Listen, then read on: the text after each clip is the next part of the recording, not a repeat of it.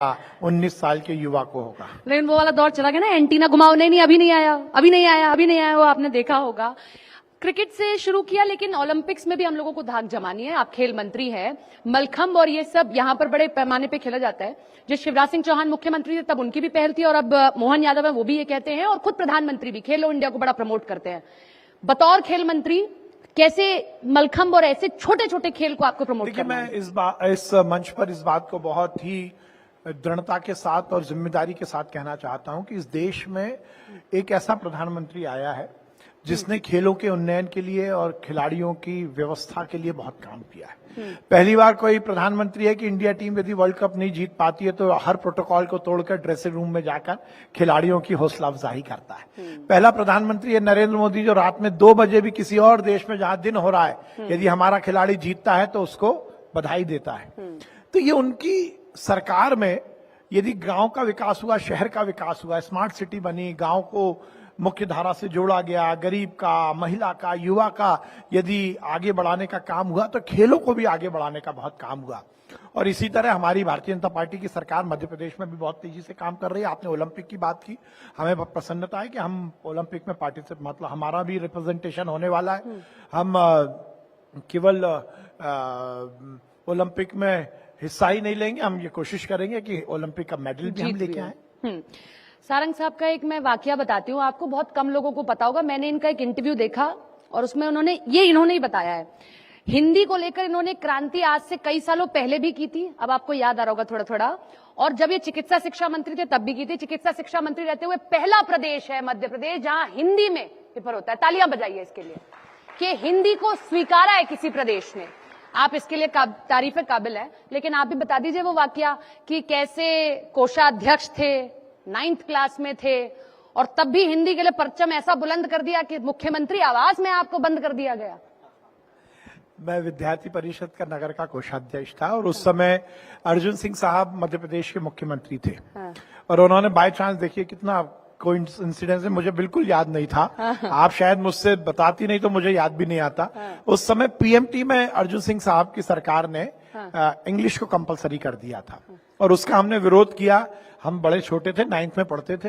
अंग्रेजी का विरोध या हिंदी मैंडेटरी? नहीं, अंग्रेजी का विरोध नहीं है। देखिए, मैं फिर यहाँ पर बहुत दृढ़ता के साथ कहना चाहता हूँ, यदि हमने हिंदी में MBBS की पढ़ाई शुरू की तो हमने किसी को चैलेंज नहीं किया।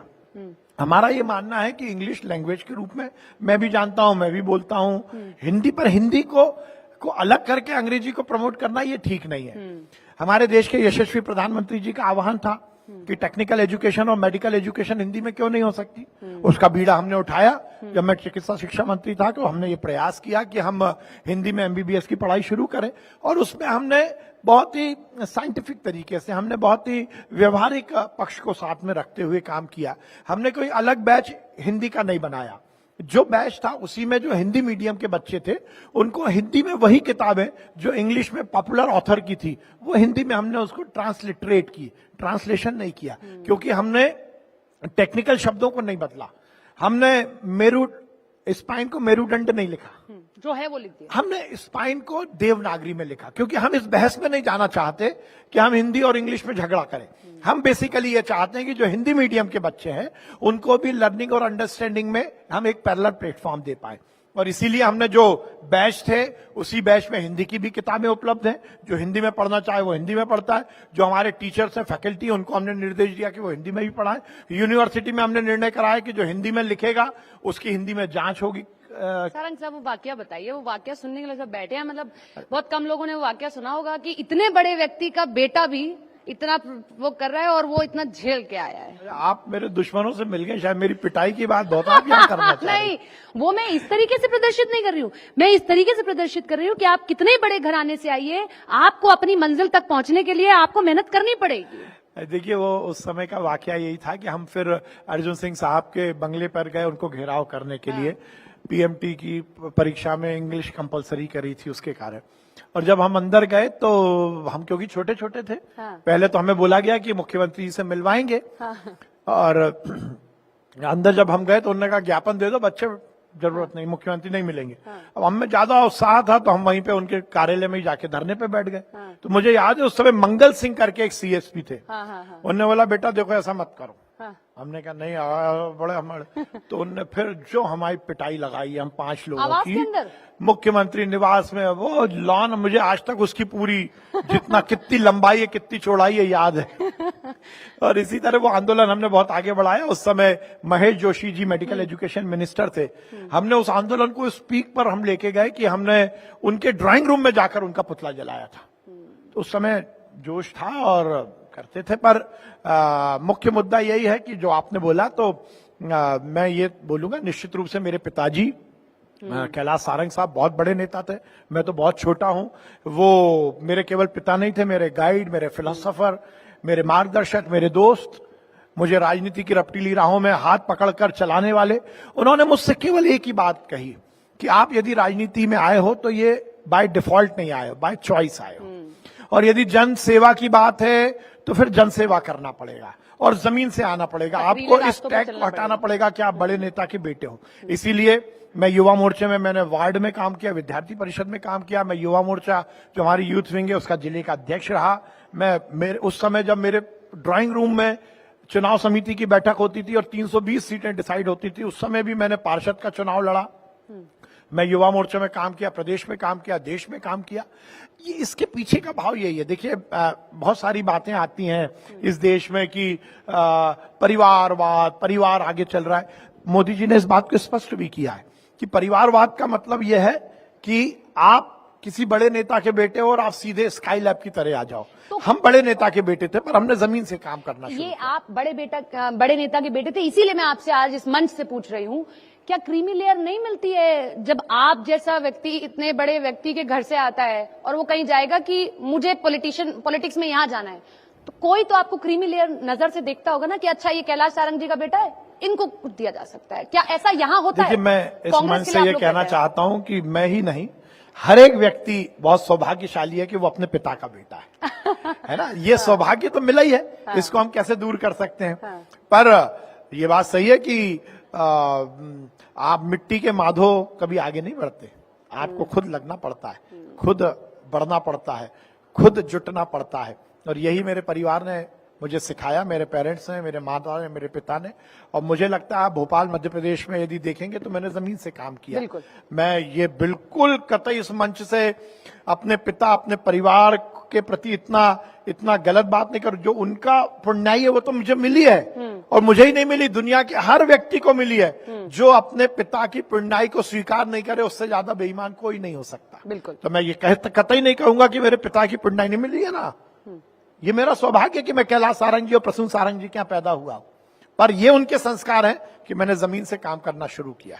क्योंकि ऐसे अगर नाम पकड़ के चलेंगे तो थोड़ी दूर तक तो चल सकते हैं, बहुत आगे तक नहीं चल सकते, ये बात सत्य है ना।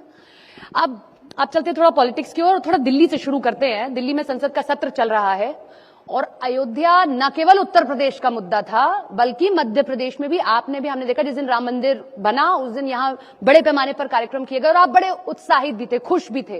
कांग्रेस ने यह पोर्ट्रे किया कि भाई आप अयोध्या को यूज कर रहे हैं। आज अखिलेश यादव ने एक उसके साथ में शायरी के साथ में शुरू किया, मैं वो शायरी आपको सुना देती हूँ। और अयोध्या के जो सांसद है उनको वो ट्रॉफी की तरह लेके चल रहे हैं, अवधेश प्रसाद को हर जगह बगल में बिठाया जा रहा है, चाहे कांग्रेस हो चाहे अखिलेश यादव।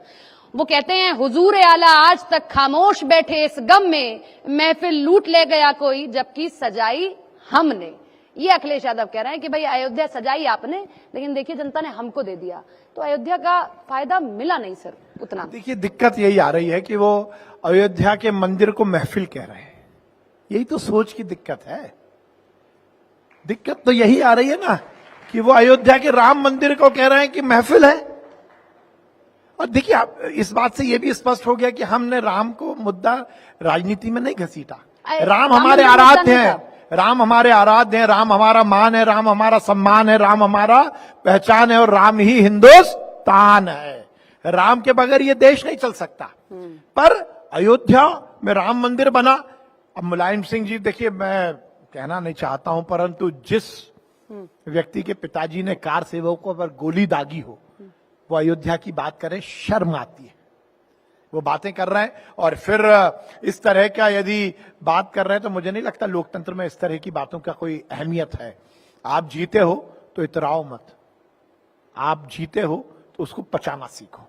और बड़ी बातें हो रही, मैं आजकल देख रहा हूं दोनों राहुल गांधी ने तो दोनों ये तक कह दिया कि अरे हिंदू राष्ट्र नरेंद्र मोदी नहीं हो सकते, हिंदू धर्म कोई एक व्यक्ति नहीं हो सकता, तो बड़े गरज रहे थे और 99 सांसदों के साथ बड़े खुश हो रहे हैं। बहुत बहुत बड़े आदमी है राहुल गांधी जी, बहुत ज्ञानी है राहुल गांधी जी। मान रहे हैं आप? अरे उनसे बड़ा और ज्ञानी कौन होगा? कैसे मान रहे वो हैं? ज्ञानी हाँ। जो कोर्ट के ऊपर जनेऊ पहन के कहता मैं हिंदू, वो ज्ञानी जो उल्टी नर्मदा जी की आरती उतारते हैं, वो ज्ञानी जब मध्य प्रदेश में या हिंदू कहीं हिंदू बेल्ट में चुनाव होते हैं, हिंदी बेल्ट में चुनाव होते हैं, तो महाकाल की बाबा की आरती करते हैं, त्रिकुंट लगाते हैं और चुनाव जीत जाते हैं तो कहते हैं हिंदू हिंसक है।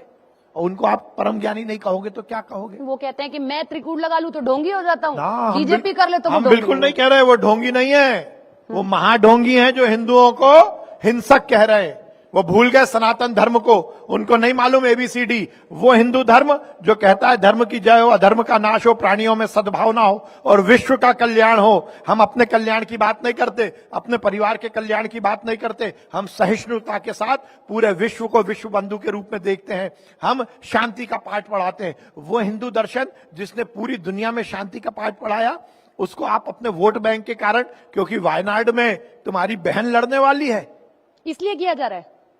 और नहीं तो क्या है, वो तो ये कहते वायनाड तुष्टीकरण, सुरक्षित सीट है, वो तो ये कह रहा है। तुष्टीकरण, अरे बच गए, ये तुष्टीकरण की राजनीति हो रही है, लाखों वोटों से जीते ये बचे तुष्टीकरण की राजनीति है। केवल और केवल हिंदुओं का मजाक उड़ाना, हिंदू देवी देवताओं का मखौल उड़ाना, हिंदू देवी देवताओं का अपमान करना, हिंदू संतों के साथ इस तरह की बातें करना, ये केवल और केवल तुष्टीकरण है। और राहुल गांधी जी ने जो किया है उसमें आश्चर्य नहीं है।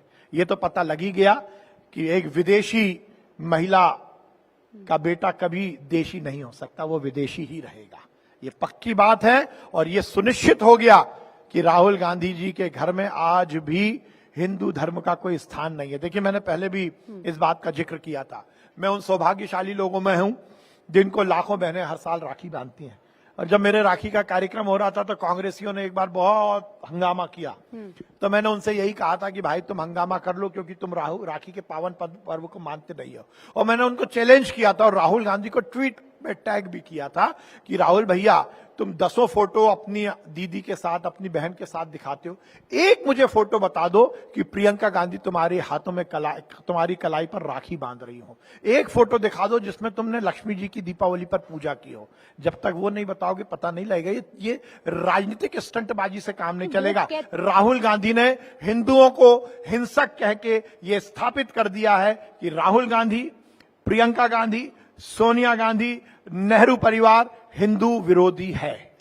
वो यही तो कह रहे हैं, वो ये कह रहे हैं कि एक व्यक्ति क्या हिंदू धर्म है और हिंदू धर्म के सहारे आपने चलने की कोशिश की तो देखिए 240 तक आ गए, हम तो 99 तक पहुंच गए, कहां थे। और अवधेश प्रसाद को तो पूरा विपक्ष ऐसे साथ लेके चलता है जैसे कोई ट्रॉफी साथ लेकर चल रहे हो कि भैया अयोध्या भुनाया बनाया लेकिन हम लेके चले आए। मैंने आपसे कहा ना, महफिल कह रहे हैं अयोध्या को, तो ध्यान रखिए, राम जी हमारे आराध्य हैं, राम हमारे लिए राजनीति का मुद्दा नहीं है।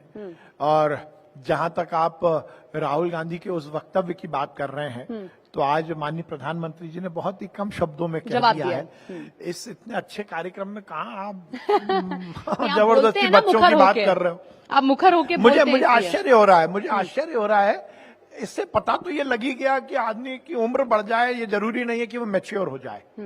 मतलब उम्र से मैच्योरिटी का कोई मतलब नहीं है। राहुल जी के केस में तो ये स्थापित हो ही रहा है। ठीक है, अब सर मध्य प्रदेश की तरफ आते हैं और एक मुद्दा मध्य प्रदेश में बड़ा गरमाया हुआ है, क्योंकि आप मुखरता से हर बात बोलते हैं, बेबाक होकर हर मुद्दे पर अपनी बात को रखते हैं। आप समझ रहे होंगे मैं किस मुद्दे पर बात करने जा रही हूं।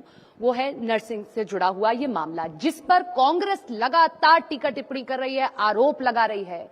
मैं चाहती हूं कि आज न्यूज 18 इंडिया के इस सबसे बड़े मंच से आप ये बताएं कि कैसे आप ये कह रहे हैं कि कमलनाथ सरकार जब वो रही 15 महीने की तब ये सब कुछ हुआ, वो जरा आप बताएं। मैं निवेदन करना चाहता हूं, मैं अभी विधानसभा से ही आ रहा हूं।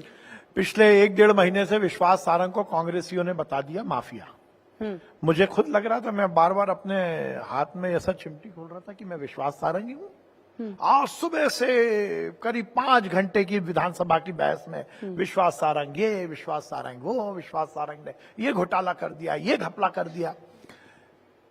वो 17 लोग बोले, कांग्रेस वाले 17 लोगों ने जो जो प्रश्न किए उनका मैंने एक एक बिंदु का मैं डॉक्यूमेंट के हिसाब किया है, जवाब दिया है।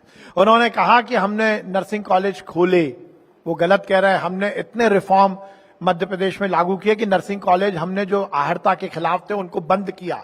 मैं यहां पर कहना चाहता हूं, वो हम पर इल्जाम लगा रहे हैं कि हमने भ्रष्टाचार किया। 20 मार्च को जिस दिन कमलनाथ जी ने मुख्यमंत्री पद से इस्तीफा दिया, कांग्रेस की सरकार गिरी, उस दिन आनन फानन में उन्होंने 38 मेडिकल कॉलेज को और 353 कॉलेज की लिस्ट को आईएनसी को भेजकर बड़ा भ्रष्टाचार किया। जिस दिन कुर्सी बचानी थी उस दिन वो नर्सिंग कॉलेज खोल रहे थे, हम पर इल्जाम लगा रहे हैं। मैंने तो आखिरी जो हमारा ईयर था इलेक्शन का, उसमें एक भी नर्सिंग कॉलेज को परमिशन नहीं दी। चाहे डुप्लीकेसी का मामला हो, फैकल्टी डुप्लीकेसी का मामला हो, उसके लिए हमने ऑनलाइन रजिस्ट्रेशन करवाया। यदि गड़बड़ पते थे तो हमने जियो टैगिंग कराया। आईजीआर प्रक्रिया हमने रजिस्ट्री की डुप्लीकेसी के लिए रोकी। हमने निरीक्षण करवाया। निरीक्षण दल में हमने कलेक्टर के प्रतिनिधि को रखा। मैंने तो सब रिफॉर्म किए और उस रिफॉर्म करने के कारण मैंने जो गलत नर्सिंग कॉलेज थे उनके 480 कॉलेज रोके। सीबीआई ने जिन 69 कॉलेजेस को रोका उनमें से 66 उसमें से 39 कांग्रेस सरकार के समय से। उन्होंने जिन रजिस्ट्रार पर इल्जाम लगाया वो उन्होंने अपॉइंट की थी। अब ये देखिए, दूध जो है वो पता लग जाता है सच क्या है। दूध का दूध और पानी का पानी सामने आता है। और निश्चित रूप से कहावत पुरानी होगी कि बहुत 100 बार झूठ बोलो तो सच हो जाता है। पर आज क्योंकि मुझे लग रहा हम बाइंड अप करने वाले हैं तो मैं एक शेर कहता हूं, क्योंकि आपने मुझे भी बड़ी एक आज मैंने जब अपना वक्तव्य शुरू किया था, कांग्रेस वाले जब दिन भर मुझ पर इल्जाम लगाते रहे, तो मैंने एक शेर की 2 लाइनों से अपनी बात शुरू की थी। मैं यहां भी इस मुद्दे से जुड़कर कहता हूं कि जबकि मालूम था दरबान है सूरज फिर भी, जबकि मालूम था दरबान है सूरज फिर भी, मोम के लोग मेरे घर को जलाने आए। तो वो मोम के लोग थे जो हमारे घर को जलाने आए थे, वो खुद जल गए। मुझ पर कीचड़ उछाल रहे थे, आज कीचड़ में गिर गए। नर्सिंग के मामले में स्पष्ट हो गया, हमने रिफॉर्म्स किए, हमने उस सेक्टर को ठीक करने की कोशिश की। और फिर एक बात और बताना चाहता हूं, नर्सिंग काउंसिल की एक इंडिपेंडेंट बॉडी है, ऑटोनोमस बॉडी है। उसमें मेरे पास एक भी साइन करने फाइल नहीं आई, वो उसका अपना अपना काम था। पर मुझ पर राजनीतिक षड्यंत्र के रूप में इल्जाम लगाए थे। आज दूध का दूध और पानी का पानी सामने। बहुत बहुत शुक्रिया विश्वास जी आपका इस चर्चा के लिए। मैं चाहूंगी कि आप मंच पर कुछ देर बने रहें और साथ ही अनुरोध करूंगी न्यूज 18 इंडिया और हिंदी डिजिटल के एडिटर ज्योति कमल जी से मंच पर आएं और मंत्री जी को धन्यवाद दें। बेहद दिलचस्प चर्चा, एक सार्थक चर्चा, सबसे बड़ा मंच।